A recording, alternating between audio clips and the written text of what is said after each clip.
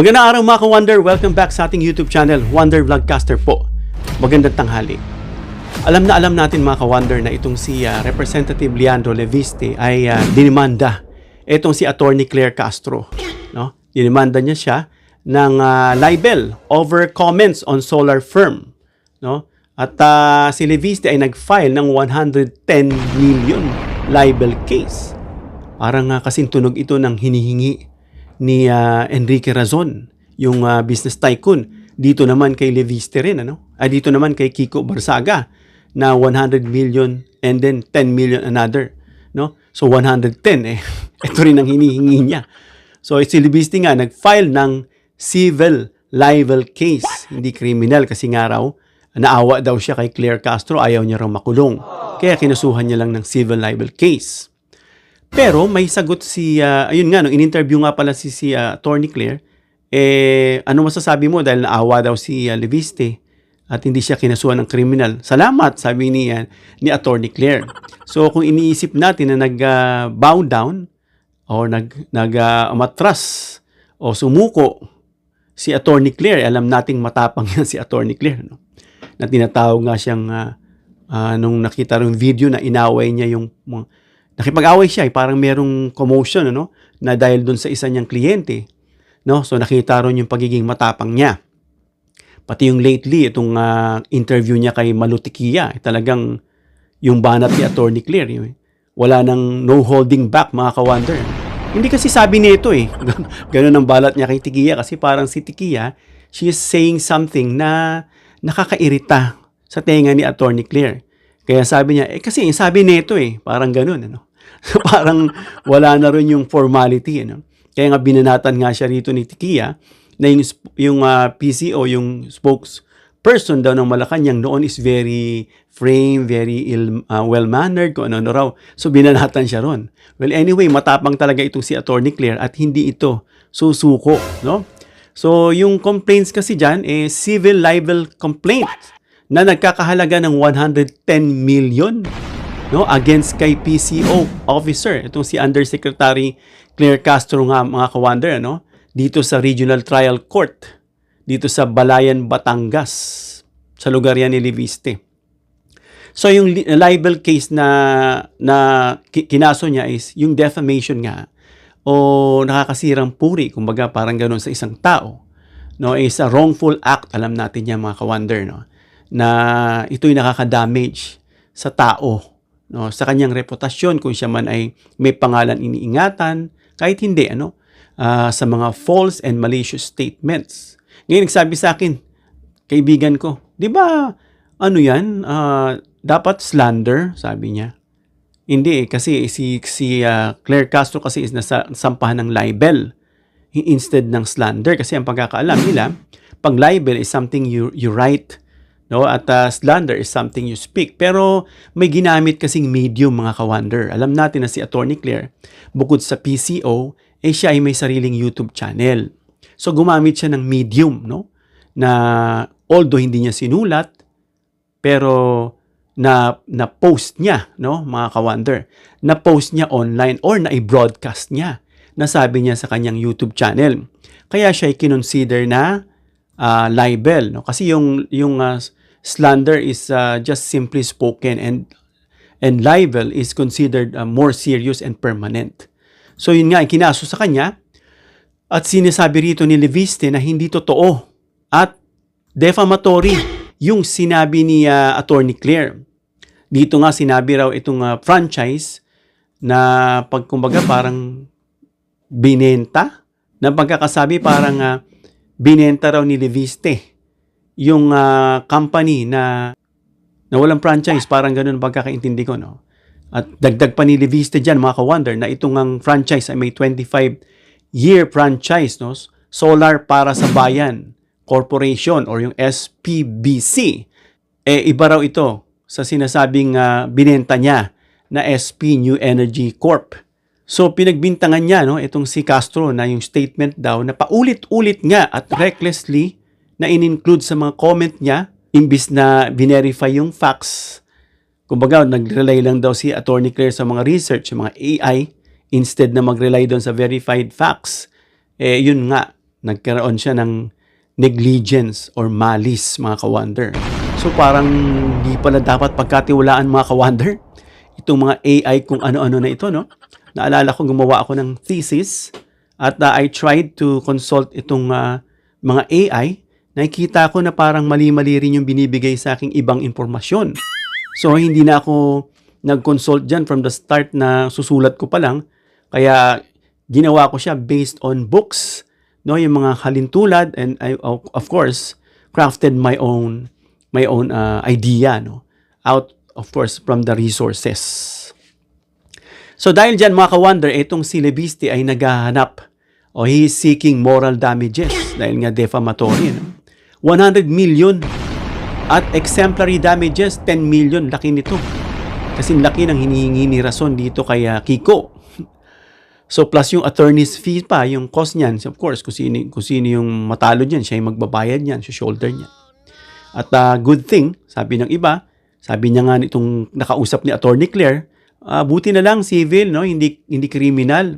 So sa isang interview tinanong siya, no, na kaya raw sinabi ni Lebiste na instead na criminal, mas pinili ni Lebiste yung civil libel action, ano, hindi criminal.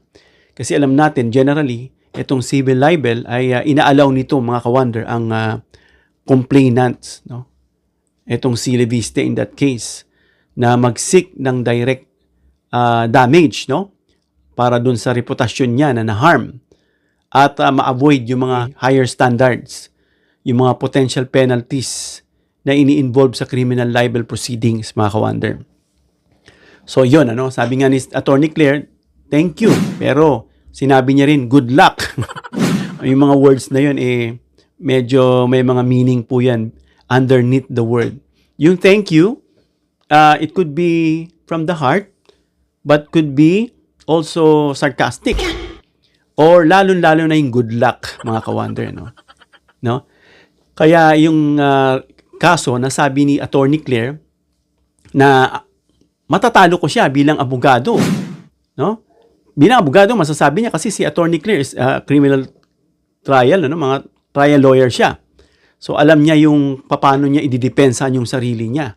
At by the way, sabi nga ni Attorney Claire, hindi naman siya original, second hand lang siya. Ito ay sinabi naman daw ni Ombudsman Remulla na matapang din nagsabi, kung may reklamo siya, pumunta siya rito, sabi ni Ombudsman. Matapang din siyang sinabi. Dahil nga sabi nga ni Ombudsman Remulla na na-mention nga itong solar company at yung franchise nito na napanood naman natin sa video na under investigation ito for allegedly being sold without proper approval. Yung parang pagkakarinig ko wala itong consent ng Kongreso. Pero may binabanggit si Lebiste na iba naman daw itong binenta niya. Na naguguluhan na tayo, mga ka-wonder, ano? Na itong ang si Lebiste ngayon ay pinagfa-fine ng certain billions, ano? Laki. 24 billion ba yan? No? Kaugnay dito sa sinampa, if I'm not mistaken, ng DOE or Department of Energy laban dito sa Solar Philippines Company. No, ito yata yung nabenta, no, na itong si Lebiste nga na kumilos ito na may problematic yung kanyang franchise, ano? Na hindi nga ito na i-deliver, may mga na-violate, kung ano-ano. So, meron din kaukulang dokumento na sinasabi ang DOE na kapag ikaw ay nag-fail, ito rin yung parusa. So, kaya umabot siguro sa 24 billion na kanya pong babayaran o kanyang penalty. So, itong statement ni Remulla, meron itong role and legal significance, mga ka-wonder, ano? Na ito nga na-report niya publicly na ongoing investigation nga sa legislative franchise issue. No, at ito po malamang gagamitin din ni Attorney Claire, no, sa kanyang commentary na isinite niya bilang source, mga ka-wonder, no? Na of course yung pagkakabanggit ni Remulla na ito ay under investigation, na hindi ito automatic, mga ka-wonder, na nag-establish ng legal guilt agad. So investigation pa naman ito. Once ito'y mapatunayan, no, at guilty si Lebiste, magbabayad siya. Possibly siguro the worst, hindi ko alam kung matanggal siya. Dagdag dyan, yung sabi raw nitong counsel or abogado ni Lebiste na ito raw si Castro ay humugot doon sa minention ni Remulla, no? Ukol doon sa investigation na nagkaroon siya ng definitive assertions. Pero mukhang sumobra daw itong si Castro na she went beyond mere reporting of an ongoing inquiry. Parang ganun po mga ka-wonder. No? So dahil doon, nagkaroon ng impact mga ka-wonder, yung mukhang sumobra daw. No? Kumbaga yung mga key libel elements niyan is between falsify versus fair reporting mga ka-wonder.